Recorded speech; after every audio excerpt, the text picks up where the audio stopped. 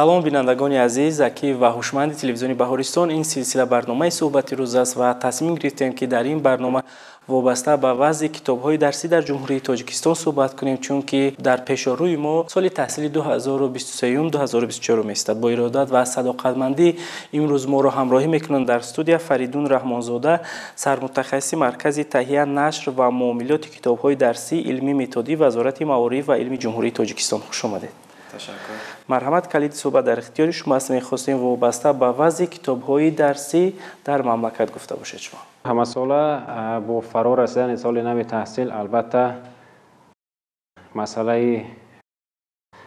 маориф умуман шурӯъ аз китобҳои дарсӣ то қабул ба муассисаҳои таълимӣ, умуман рафти таҳсил аз масъалаи ҳалталаби соҳа ба ҳисоб меравад ва атрофи ин масъалаҳо баҳсу баррасиҳо сурат мегирад ва бевосита яке аз масъалае ки хеле ҳалталаб аст ҳамасола дар арафаи соли таҳсил атрофи он суҳбатҳо, гуфтугузорҳо бештар ба миён меояд. Ин масъалаи таъмини хонандагони муассисаҳои таҳсилоти миёнаи умумӣ бо китобҳои дарсӣ ба шумор меравад. мавзӯъ аз он ҷиҳат бисёр муҳим аст ки асоси баланд рафтани сифати таҳсилот, рушди мактаб ва умуман маориф ин ба ҳамон китобҳои дарсӣ мутобиқ ба стандартҳои таҳсилот, мутобиқ ба стандартҳои давлатии таълим ва умуман стандартҳои ҷаҳоние ки соҳаи таҳсилотро ба танзим медароранд вобаста аст. ва Вазорати маориф ва илми ҷумҳурии Тоҷикистон ки аз мақомҳои ваколатдор дар соҳаи маориф ба ҳисоб меравад, дар баробари ҳалли масоили зиёди соҳа аз ҷумла сохтмони мактабҳо, тарбияи кадрҳои соҳибтахассус, таъмин кардани кадрҳои омӯзгорӣ, барои таъмин кардани китобҳои дарсӣ низ ҳамасола чора ва тадбирҳои зиёдеро роҳандозӣ мекунад. натиҷаи ҳамин тадбирандешиҳост ки ҳамасола Вазорати маориф ва илми ҷумҳурии Тоҷикистон барои таъмин кардани хонандагони муассисаҳои таҳсилоти миёнаи умумӣ бо адабиёти таълимӣ чора ва тадбирҳои зиёдеро роҳандозӣ мекунад ва имсол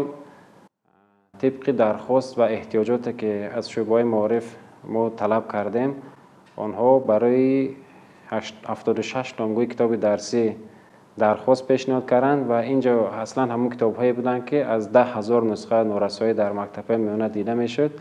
ва бо назардошти ҳамин мо 76 номгӯи китоби дарсиро барои соли таҳсили 2023-2024 ба нақша гирифтем бо теъдоди 4 167 000 нусха ва давоми соли 2022 ва то ин ноҳмоҳаи соли 2023 ин китобҳо аз ҷониби муаллифон бознигарӣ шуданд, баъзе аз китобҳо аз лаб навишта шуданд ва ҳамчунин муқарризон, экспертҳои соҳа, ташхисгарон, яъне баъдан муҳаррирону дигар масъулин ин китобҳоро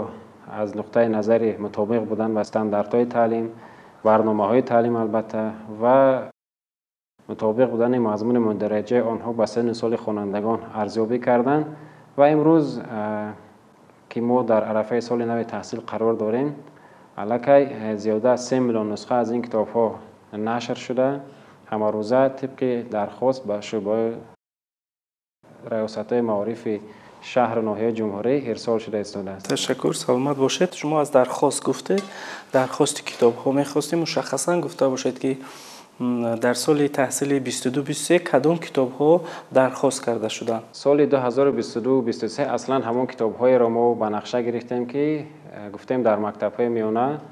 ба онҳо эҳтиёҷ дида мешуд, яъне норасоӣ вуҷуд дошт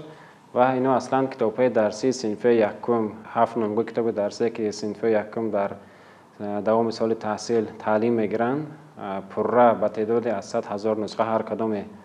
бештар нашр карда шуд ва баъдан китобҳои дарсии фанни забони русӣ, баъдан китобҳои дарсии фанҳои табиатшиносӣ аз ҷумла технологияи информатсионӣ,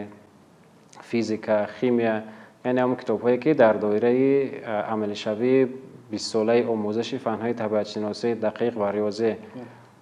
таҷдиди назар шуданд тӯли чанд соли ахир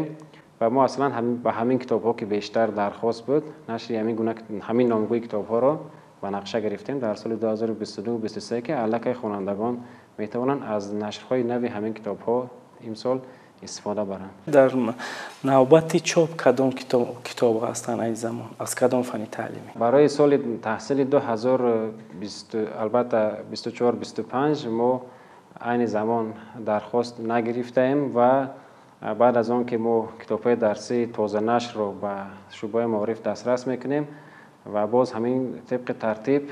با مکتوب رسمی مراجعت میکنیم و بعدا معین خواهیم کرد که باز کدام کتاب‌ها چاپ کرده شود و البته در وزارت معارف و علم نقشه هم هست. مثلا ما الان میدونیم که نشر کدام کتاب درسی از نشر آخرانش چند سال سپری شده است. اگر 5 سال بیشتر باشد اون کتاب حتما باید که از نو بازنگری کرده شود، یعنی تغییراتی که در فن‌ها در همین فن به وجود می آید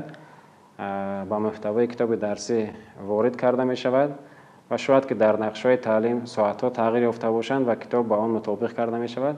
و همین گونه چاپ کتاب‌ها رو به نقشه می گیریم.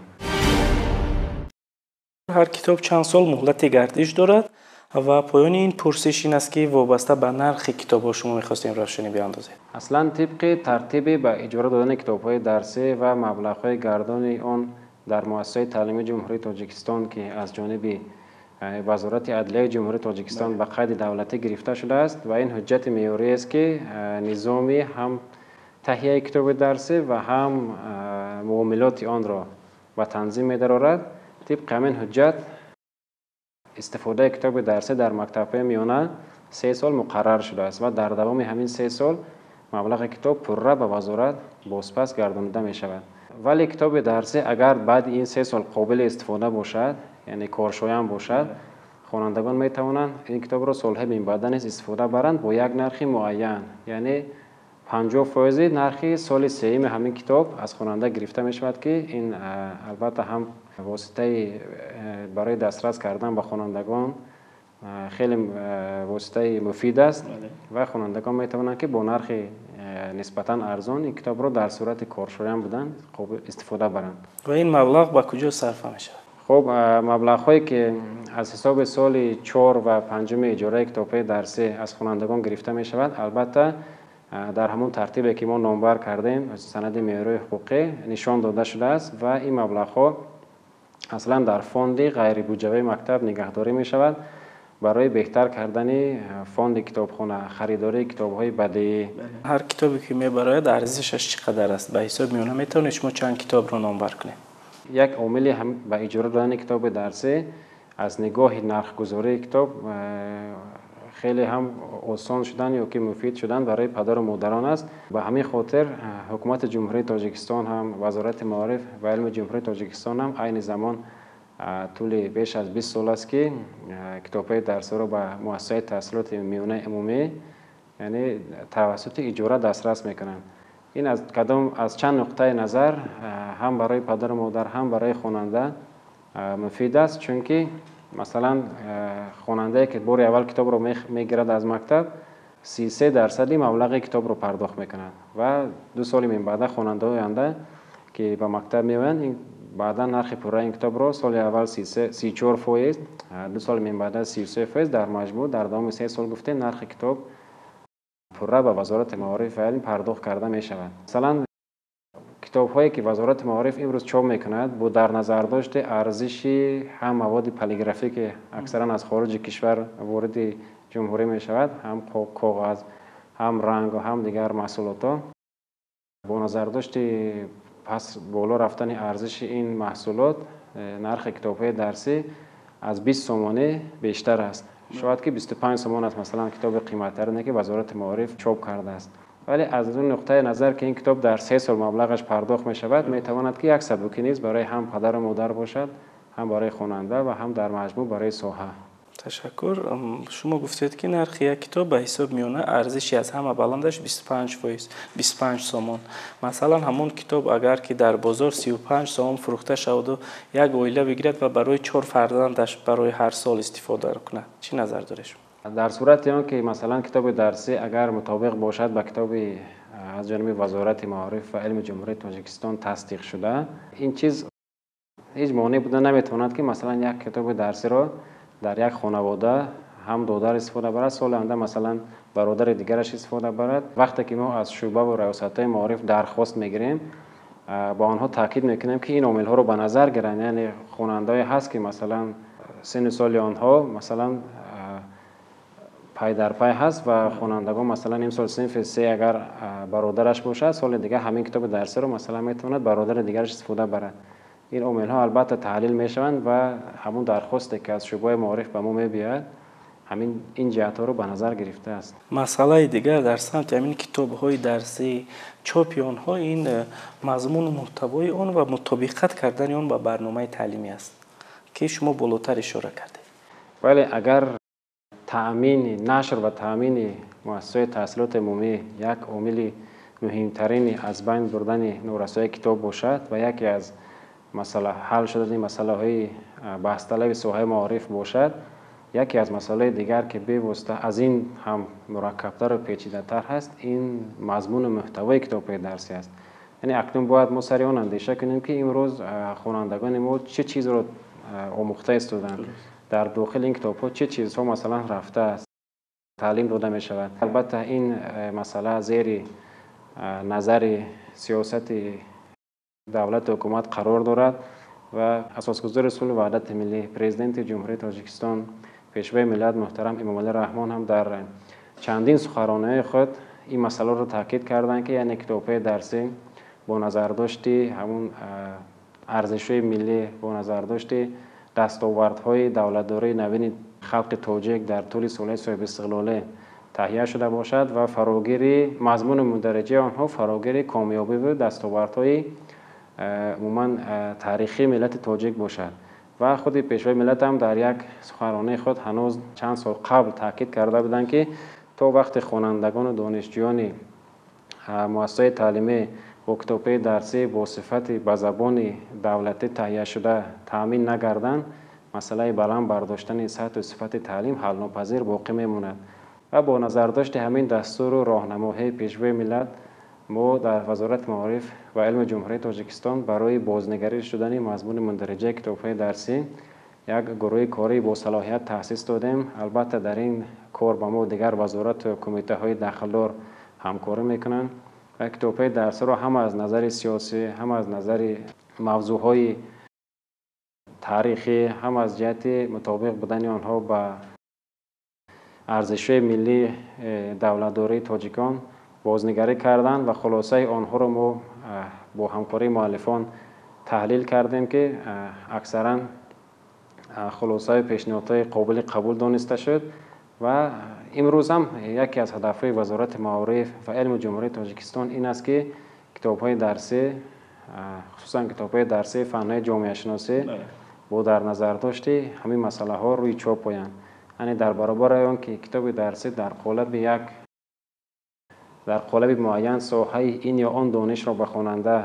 تعلیم می‌دهد یا که مشخص می‌کند، باید که مضمون مندرجه آن از همون ارزش‌های دولت‌داری ما، از کامیابی‌هایی که در ساحه علم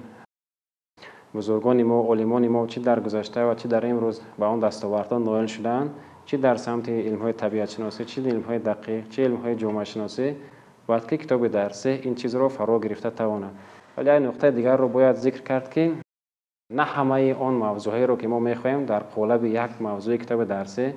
آن رو مثلا به خواننده پیشنهاد کرده توانیم، چون که هر یک ساعت درسی وقت معین است و مؤلف وقت کتاب درسی می‌نویسد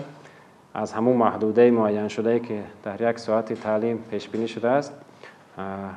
امکانی برآمدن ندارد. بنابر همین ما در برابر کتاب‌های درسی امروز یکی از دستاوردهای دیگر این است که تهیه مواد علاوه خوانش رو روی کار آورده استودیم. یعنی آن موضوعهایی که امروز ما در ساعت تعلیمی کتاب درسی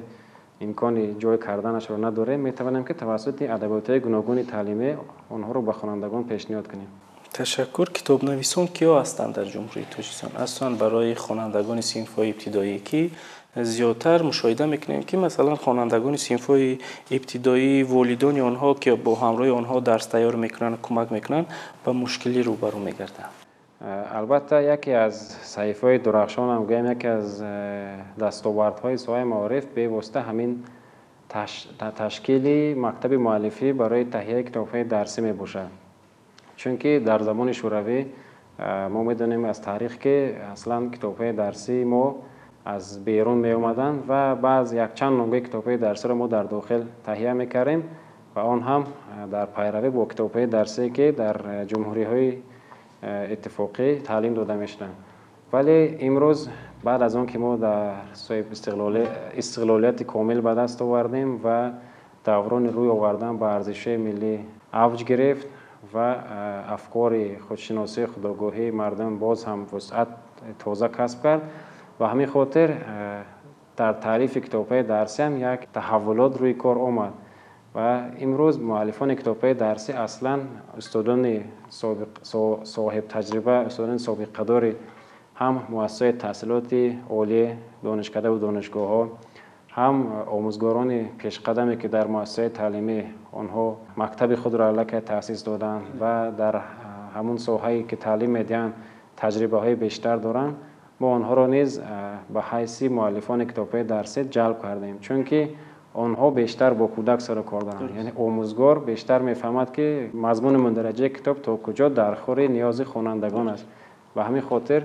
ما آزمون اعلان کردیم توسط نشریه‌های ساحوی، عموما توسط مطبوعات و از آموزگاران خواهش کردیم که در تالیف کتاب‌های درسی در برابر عالمان دانشمندان ساحه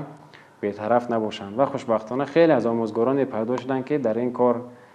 اظهار کردند که اظهار همکاری کردند و امروز از تجربه این آموزگاران ما استفاده کرده استادیم. درست است و درست هم قید کردید که امروز باید در برابر عالمان دانشمندان باید که همون آموزگاران مکتب‌های میانه باشند با کتاب نویسان جمهوری و آنها نیز فرا گرفته شوند، چون که شما علاقه قید کردید آنها بی‌واسطه در بین خوانندگان هستند و تا کدام اندازه عمیقاً درک کردن مسائل یا که مثال مسائل تعلیمی رو از جانب خواننده آنها درک میکنند. تا جایی که ما اطلاع داریم مرکزی که شما این زمان فعالیت کرده استاده در برابر کتاب‌های درسی قید کردید بالاتر شما دیگر موادهای تعلیمی را چاپ میکند، از جمله در 10 ساله اخیر روزنامه‌ای که برای خوانندگان است اون نیز در مرکز چاپ می‌شود. اصلا تشبث به دست گرفتن نشر روزنامه خواننده این به سبب نبود. اصلا روزنامه در فعالیت ساحه معارف چیزی نو نیست. این را میتوان گفت که یک آینه فعالیت خواننده و یک نوع رابطه بین پدر و مادر و مکتب توسط روزنامه خواننده نیست میتواند که به راه مانده شود و این ایده که همین فکر از کجا سر زد، چون که همساله در دکان در مغازه های سودای کتاب هر گونه روزنامه، دفترها، مثلا همین گونه مواد خوانش پهن میشد که مضمون محتوای آنها و همون صورت آرایشاتی که آنها داشتن خلاف اخلاقی مثلا امروزه